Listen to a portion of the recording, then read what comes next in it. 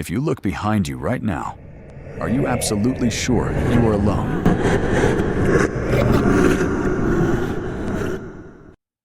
It was standing right in front of me, less than 3 feet from my face. Slender, grayish-blue fingers with blackened, cracked nails reached slowly toward my eyes.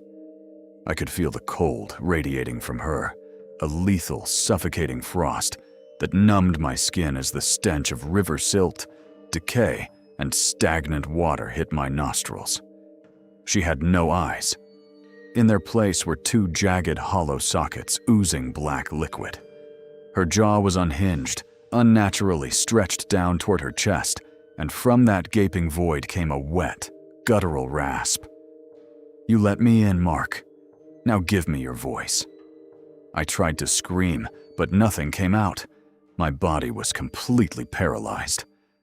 But to understand why this thing is breathing down my neck tonight, we have to go back 3 weeks. To the night I made the worst mistake of my life.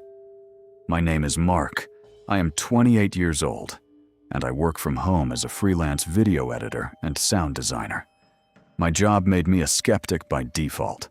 Every terrifying noise is just a layered audio track. Every creature, just a render.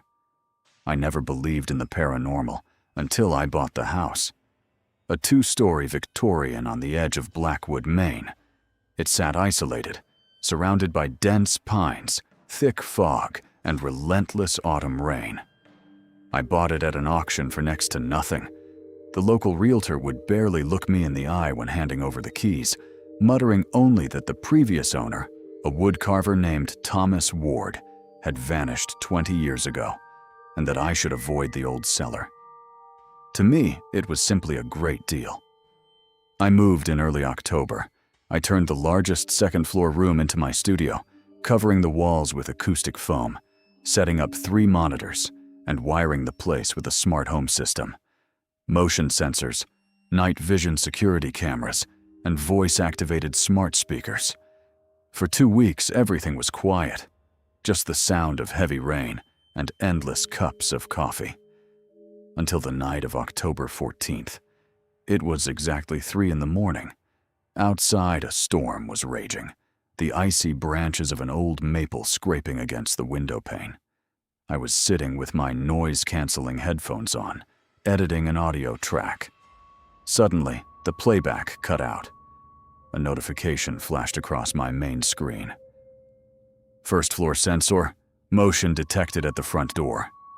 I pulled off my headphones. The house was dead quiet. No creaking floorboards, no footsteps. I pulled up the infrared camera feed from the hallway, expecting to see a draft shaking the door. The hallway was completely empty. But as I went to close the window, the motion indicator flared bright red. On the floor, right in front of the lens, a dark shape appeared.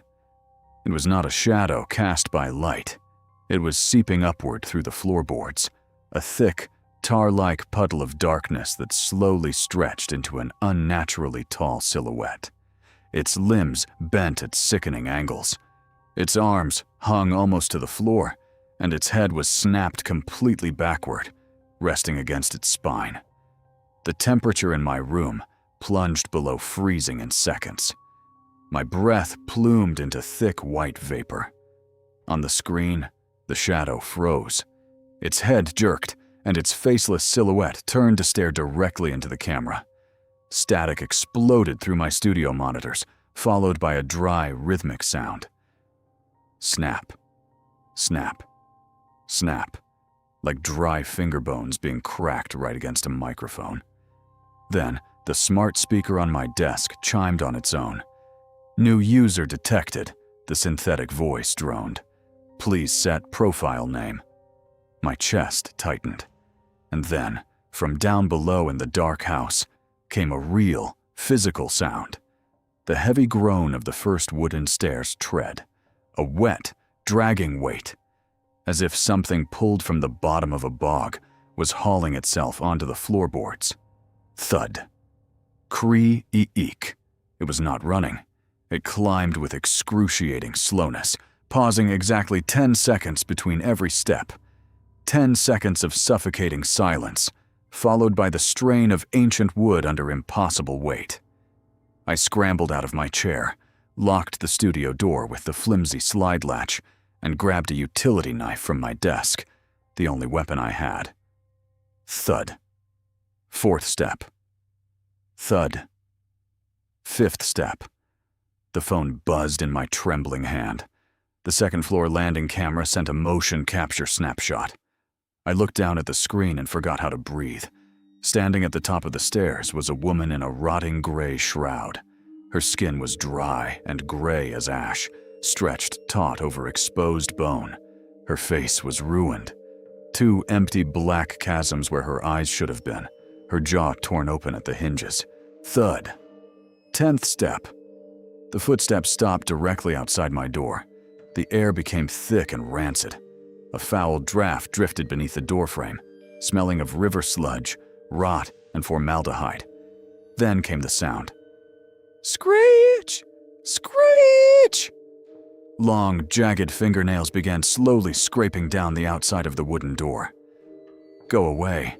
Please just go away, I whispered into the dark, pressing myself against the far wall behind my desk.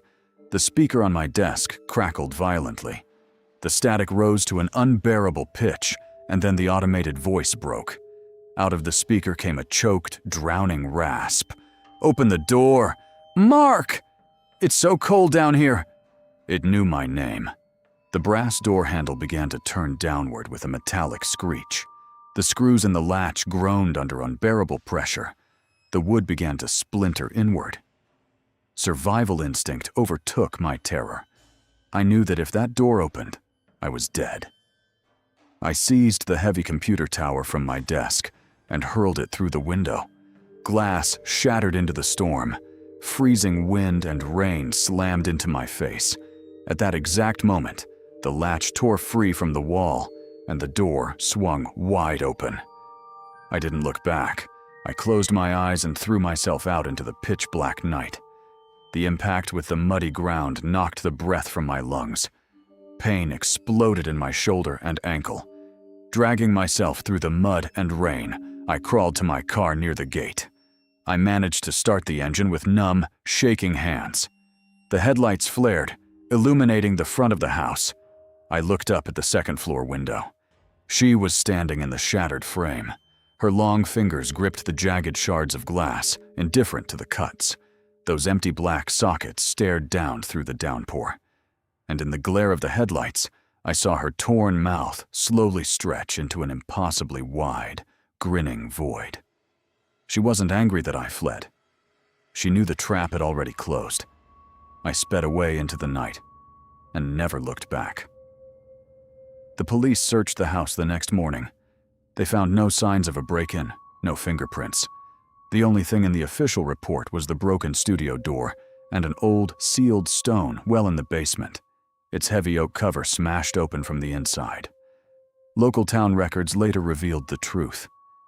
In 1995, Thomas Ward had lost his mind. His sister Eleanor had grown violently ill, and terrified of discovery, he forced her down into the basement well and boarded it shut. She died slowly in the freezing water and total dark. Her dying curse was that anyone who claimed the house would surrender their voice and warmth to her. I sold the land for scrap and moved 1,000 miles away into a 12th-floor high-rise apartment. Concrete walls, modern security, no basements, no old wells. For 6 months, I convinced myself it had all been a stress-induced nightmare. Until tonight.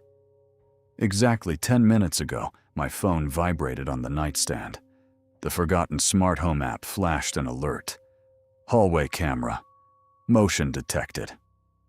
And just moments ago, the speaker on my kitchen counter clicked on, filling the apartment with a familiar, wet whisper. I found you, Mark. Thank you for your voice.